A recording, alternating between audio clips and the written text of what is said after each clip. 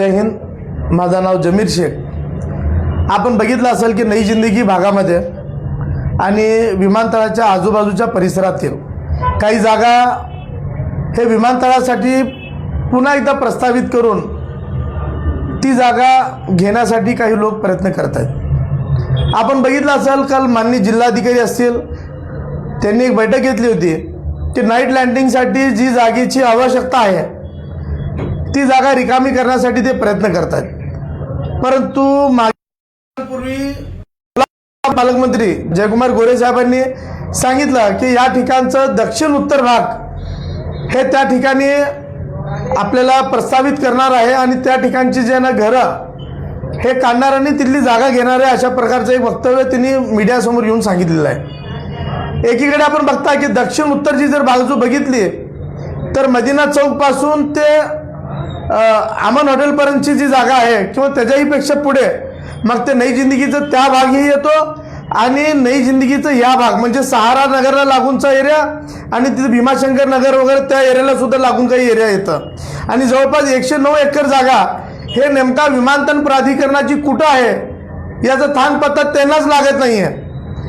आणि या ठिकाणी मात्र नई जिंदगीतील काही घरं उद्ध्वस्त होणार, काही घरं अतिक्रमित आहे अशा प्रकारचं चुकीचं वक्तव्य करून या ठिकाणच्या अल्पसंख्याक समाजाला, या ठिकाणी राहणाऱ्या गोरगरीब नागरिकांना, या ठिकाणी राहणाऱ्या काबाड कष्ट करणाऱ्या नागरिकांमध्ये दहशत निर्माण करण्याचे काम काही अधिकारी कर्मचारी आणि काही ठिकाणी असं होत असल्याचे निदर्शनास आले.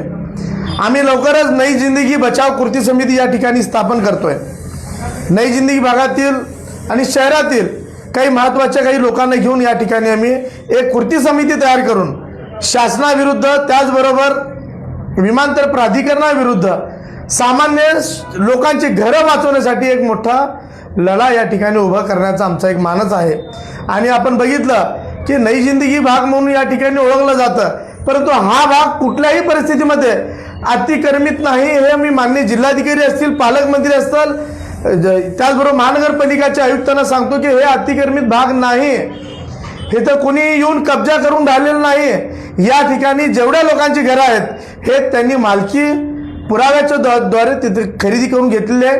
त्यात आपण बघितलं की अनेकांकडे 7/12 उतारे आहे, अनेकांचे प्लॉट मोजणी झालेले आहे, अनेकांच्या खरेदी खत आहेत, अनेकांचे टॅक्सला नावं लागले आहेत, अनेकांचं जे मोजणी होऊन त्यांचे हात कायम झाले असताना सुद्धा हे अतिक्रमित भाग म्हणून या भागाला वारंवार हिनवलं जातं. हे कुठेतरी थांबला पाहिजे. आणि नई जिंदगी हा भाग, या भागामध्ये आपण बघितलं की अनेक वर्ष झाला या ठिकाणी लोक राहत आहेत आणि हे स्वतःची जागा त्यांची आहे, हे कुणाच्या जागेवर कब्जा करून शासनाच्या, महाराष्ट्र सरकारच्या, महानगरपालिकेच्या जागेवर कब्जा करून राहिलेले लोक नाही आहेत. हे शासन प्रशासनाने या ठिकाणी डोक्यात ठेवणं गरजेचं आहे. तुम्ही ज्या दृष्टिकोनाने बघता की ज्या ठिकाणी अल्पसंख्याक समाज आहे, ज्या ठिकाणी बहुसंख्यक समाज आहे, त्या ठिकाणी कुणीतरी अशाच पद्धतीने अतिक्रमण करून येऊन राहिलंय का, असं जे गोड गैरसमज तुमच्या मनामध्ये आहे ते आजच काढून टाका. येणाऱ्या काळामध्ये चांगल्या प्रकारे राजकीय लोकांना बाजूला ठेवून एक मोठी समिती आम्ही तयार करण्याचा विचार करतोय आणि त्या समितीमध्ये जे समाजासाठी, जे सामान्य लोकांसाठी लढण्यासाठी तयार असतील अशा लोकांची एक चांगली टीम तयार करून आम्ही ह्या ठिकाणचा जे ना मुद्दा हे अख्ख्या महाराष्ट्रभर कशा पद्धतीने उचलता येईल आणि याची दखल शासन प्रशासनाला घेण्यासाठी, भाग पाडण्यासाठी एक मोठं जन आंदोलन या माध्यमातून उभं करण्याचा आमचा मानस आहे. तरी मी तमाम नई जिंदगीच्या लोकांना सांगतो, आम्ही एक व्हॉट्सअप ग्रुप तयार करतोय, त्याची लिंक आपल्यापर्यंत येईल आणि त्या ग्रुपमध्ये आपण ॲड व्हा.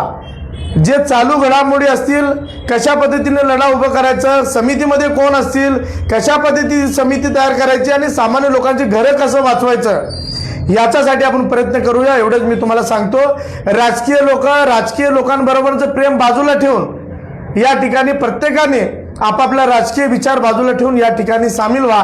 साधारण 5,000 पेक्षा जास्ती घरं आहेत आणि ज्या जागेवर जर समजा इलिगल कुणी त्या ठिकाणी कब्जा केला असं काही लोक सांगतायत की आम्हाला त्याच्याशी देणं घेणं नाही, पण आमचे हे हक्काचे घर आहेत आणि हक्काच्या घराला कोणीही अजिबात त्याला हात लावू देणार नाही. एवढंच मी सांगतो. एक व्हॉट्सअप ग्रुप तयार करतोय, आपल्यापर्यंत लिंक येईल, त्या लिंकमध्ये सामील व्हा. चांगल्या पद्धतीने वेगवेगळ्या पद्धतीने मीटिंग घेऊन आपण चांगल्या पद्धतीने हा मुद्दा शासन प्रशासनापुढे मांडू. एवढंच मी सांगतो आणि थांबतो. जय हिंद.